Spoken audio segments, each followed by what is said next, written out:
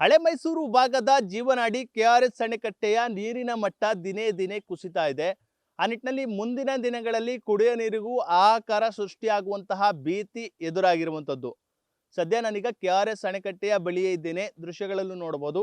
ಮಂಡ್ಯ ಜಿಲ್ಲೆ ಶ್ರೀರಂಗಪಟ್ಟಣ ತಾಲೂಕಿನಲ್ಲಿರುವಂತಹ ಕೆಆರ್ಎಸ್ ಅಣೆಕಟ್ಟೆಯ ಹಿನ್ನೀರಿನ ಪ್ರದೇಶದಲ್ಲಿ ಇದೀಗ ಬಂಡೆಗಳ ದರ್ಶನ ಆಗ್ತಾ ಇದೆ. ಹಿನ್ನೀರಿನ ಪ್ರದೇಶ ಒಂದು ರೀತಿ ಬರಡು ಭೂಮಿಯಂತೆ ಕಾಣ್ತಾ ಇರುವಂಥದ್ದು. ಕೆಆರ್ಎಸ್ ಅಣೆಕಟ್ಟೆಯ ಗರಿಷ್ಠ ಮಟ್ಟ, ನೀರಿನ ಗರಿಷ್ಠ 124.80 ಅಡಿ ಗರಿಷ್ಠ ಮಟ್ಟವನ್ನು ಹೊಂದಿದೆ. 49.452 TMC ಗರಿಷ್ಠ ಸಾಮರ್ಥ್ಯವನ್ನು ಹೊಂದಿರುವಂಥದ್ದು. ಆದರೆ ಡ್ಯಾಮ್ನಲ್ಲಿ ಸದ್ಯ ಇರುವಂಥದ್ದು ಕೇವಲ 90 ಅಡಿ ನೀರು ಮಾತ್ರ. ಇನ್ನು TMC ಲೆಕ್ಕದಲ್ಲಿ ಹೇಳೋದಾದರೆ ಕೇವಲ 16 TMC ನೀರು ಮಾತ್ರ ಸಂಗ್ರಹ ಆಗಿರುವಂಥದ್ದು. ಆ ಒಂದು 16 TMCಯಲ್ಲಿ 7 TMC ಡೆಡ್ ಸ್ಟೋರೇಜ್ ಆಗಲಿದೆ. ಬಳಕೆಗೆ ಯೋಗ್ಯವಿರುವಂಥದ್ದು ಕೇವಲ 9 TMC.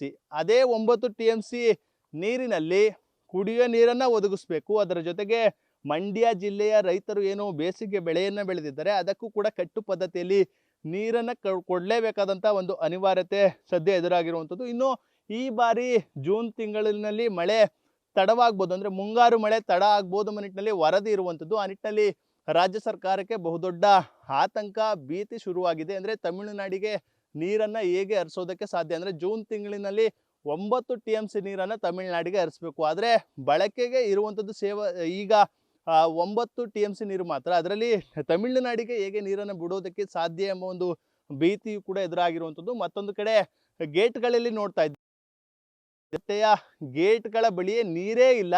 ಸಂಪೂರ್ಣವಾಗಿ ಮಣ್ಣಿನಿಂದ ಕೂಡಿರುವಂಥದ್ದು. ಅಂದರೆ ನೀರು ಸಂಪೂರ್ಣವಾಗಿ ಡ್ಯಾಮ್ನಲ್ಲಿ ನೀರಿದಂಥ ಸಂದರ್ಭದಲ್ಲಿ ಎಲ್ಲ ಗೇಟ್ಗಳಲ್ಲೂ ಕೂಡ ನೀರು ಹೋಗುವಂಥದ್ದು. ಆದರೆ ಇದೀಗ ಸುಮಾರು 40 ಗೇಟ್ಗಳ ಬಳಿ ನೀರೇ ಇಲ್ಲ.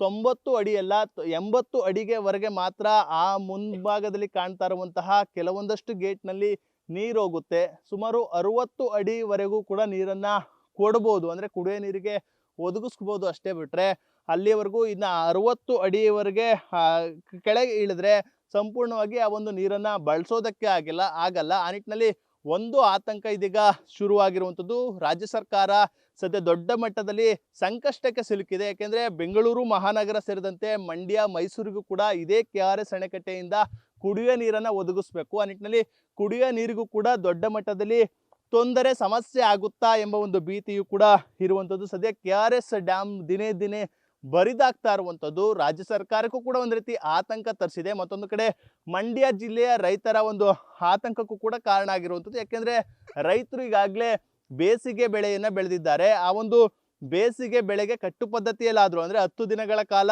ನೀರನ್ನು ಹರಿಸಿ ಇನ್ನು 10 ದಿನಗಳ ಕಾಲ ನಾಲೆಗೆ ನೀರನ್ನು ಬಂದ್ ಮಾಡಿದ್ರೆ ಒಂದು ಕಡೆ ಬೆಳೆಗಳಾದರೂ ಉಳ್ಕೊಳ್ಳುತ್ತೆ. ಏನಾದರೂ ಕಟ್ಟು ಪದ್ಧತಿಯಲ್ಲಿ ನೀರು ಕೊಡದಿದ್ರು ಕೂಡ ದೊಡ್ಡ ಮಟ್ಟದಲ್ಲಿ ರೈತರು ಸಂಕಷ್ಟಕ್ಕೆ ಸಿಲುಕುವಂತಹ ಒಂದು ಆತಂಕವೂ ಕೂಡ ಸದ್ಯ ಇರುವಂಥದ್ದು. ಸದ್ಯ ಕೆಆರ್ಎಸ್ ಅಣೆಕಟ್ಟೆ ದಿನೇ ದಿನೇ ಬರಿದಾಗ್ತಾ ಇರುವಂಥದ್ದು ರಾಜ್ಯ ಸರ್ಕಾರಕ್ಕೆ ಒಂದು ರೀತಿ ಸಂಕಷ್ಟವನ್ನು ತಂದಿಟ್ರೆ, ಮತ್ತೊಂದು ಕಡೆ ರೈತರ ಒಂದು ಸಮಸ್ಯೆಯನ್ನು ಕೂಡ ರೈತರಿಗೂ ಕೂಡ ದೊಡ್ಡ ಮಟ್ಟದಲ್ಲಿ ಸಮಸ್ಯೆಯನ್ನು ತಂದಿರುವುದರಲ್ಲಿ ಯಾವುದೇ ಅನುಮಾನ ಇಲ್ಲ ಅಂತಾನೆ ಹೇಳ್ಬೋದು. ಕ್ಯಾಮ್ರಾ ಪರ್ಸನ್ ಹರ್ಷಿ ಜೊತೆ ನಂದೀಶ್, ನ್ಯೂಸ್ ಫಸ್ಟ್, ಕೆಆರ್ಎಸ್.